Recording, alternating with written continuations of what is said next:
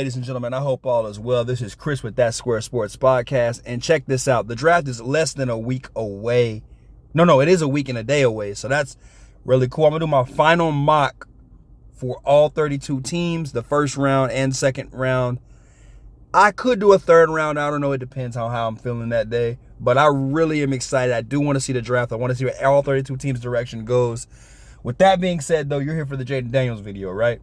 And I'm going to tell you how this is how you do it if you are a quarterback coming out in this draft. Jayden Daniels has done nothing but exceptional things the past 2 years in his career at LSU. But before that, of course, obviously he was at Arizona State University. Mixed team there, not really strong, not great, not amazing, but I'm not going to lie, the talent was there. And he grew up. He grew up at Arizona State, made the transfer, went with Brian Kelly over to LSU, and that's when we saw this whole narrative shift. However, we can also make the scratch on there, too, saying that he did have Malik Neighbors, he did have Brian Thomas Jr., he has some great offensive weapons around him there at LSU. You can make that argument, but also at the same time, too, time and time again, we've seen plenty of quarterbacks play with a lot of talent. I don't know if you guys remember that boy Bo from Ole Miss that had A.J. Brown and DK Metcalf and Evan Ingram. And look how he turned out. But, you know, I'm looking at Jayden Daniels, and he really improved his entire stock as a football player. This is what you want to do, right? You want to come in the league. You want to execute. You want to come to the NCAA, and you want to execute to the advantage. Know your system. Know how to work it. Understand, hey, okay, here's where I failed at. Here's where I can get better at. And this is something where it even comes to mind that people will often make that argument that they could say that they could take him over Caleb Williams, is the fact that the maturity level of Jayden Daniels has gotten way better than Caleb Williams. Now, undeniably, yes, Caleb Williams, I think, has a better talent. He's just a better overall, of course, rap sheet to look at in his time at USC. Plus also the Oklahoma game where he came back against Texas. That was his first start, guys. Like, really, that said enough for me right there just to watch him play, just keep an eye on him. As for Jayden Daniels, was the opposite. At Arizona State, it wasn't amazing, you know, like in 2019, that season, 17 touchdowns, 2 picks. Okay, that's actually pretty good, right? You know, threw the ball through less than 400 times. But I started watching him more and more. And then obviously the injury at Arizona State where he went 5-1 in the 2020 season, which was an interesting year, obviously. You guys know about 2020. You can definitely understand. I think something 19 happened, whatever. But 2021 was a teletape where it was a make-or-break year for, of course, the great Arizona State quarterback, Jayden Daniels, where he went 10-10. Now, I do believe this about NFL scouts. They fall in love with your first 13 films, your first 13 games in the college football world, and they try to draft you off of that. I believe that most quarterbacks, when you're looking at quarterback position, offensive line, stuff like that, defense, I think it's more injuries, how do they play out? But offensive line and quarterback is kind of where I look at the longevity of the player in the career. How good were they? How many games did they play? What did they do in those games? What was that season like? You know, especially when you get a quarterback. So obviously, this is going to be a hell of a comparison when I say this. Brady played a lot of games at Michigan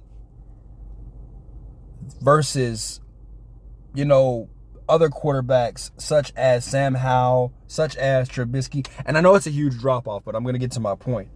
You can have a great freshman and sophomore year, and then you get to the league, and it's okay, you have a good first 4 or 5 games, and the league figures you out. This is where it's so much tape on you.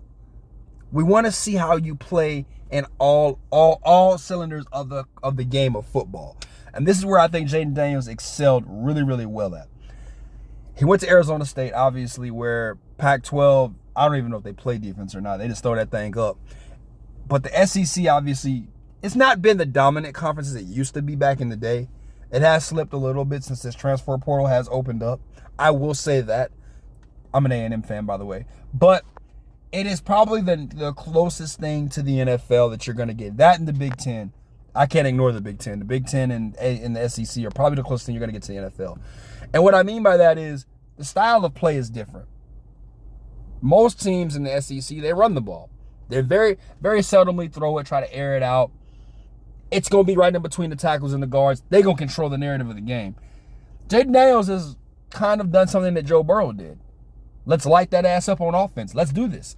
And when you see it, throwing 40 touchdowns, 4 picks, I ain't even going to get to the rushing. Nah, I ain't even going to do that.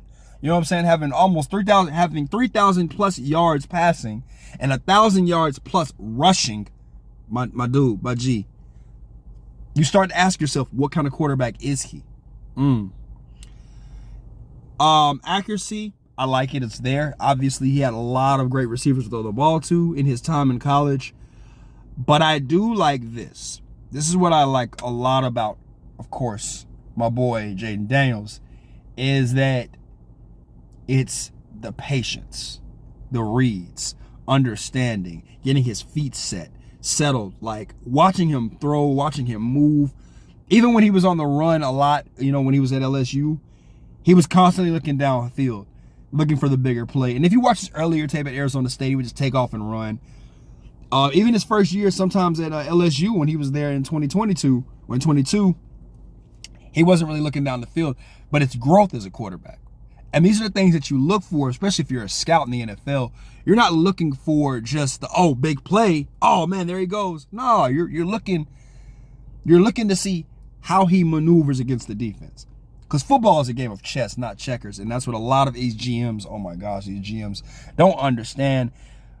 It's a perfection. And I really think that even if he goes to, like, you know, even if he does go to the Patriots, which I don't want him to, obviously, but it is what it is, I think that he'll still be decent, better than Zappe, of course, obviously automatically. But I think the best fit for him is the Commanders. After that, the Giants maybe. You could say the Jets could take him. I know they got Aaron Rodgers, but, you know, you got to look down the road. Yeah, really, once you get outside of that top 4, it's kind of hard unless Arizona does some, like, crazy trade with Kyler Murray. I can't really see him going anywhere inside of that team, inside of that realm, outside of that realm. But I think he fits, though. He does fit in a lot of teams. If the Vikings get him, game over. Raiders. If the Raiders get him, it's over with, man. The league is in trouble because Jayden Daniels is that dude. But all else, how I'm going to break it down is pretty much like this. Good reads, knows how to extend the play. Obviously, he's a runner, so he's a dual threat quarterback. Knows how to read the X's and O's. Negative is he's a little undersized. He can get lifted like a Chevy on the suspensions if he gets hit right. Decisions. Be willing to understand that there's always another play after the next play. So, you know, don't try to turn the ball over. Obviously, he did a great job of that last year and the year before. He's had less. Actually, it's crazy. He has actually less. Well, no. At Arizona, he had 10 picks. But, you know, just be smart and be wise with the ball. That's really one of my biggest things with him. A lot of his losses, his picks did come towards the end of the game. You don't want to be a Desmond Ridder in the NFL, have a great game, and then you just blow it at the end. So that's really my knock on that. However, you guys let me know in the comments what you think. The draft is coming up. Dog, I can't wait. It's going to be so much fun. Yo, peace.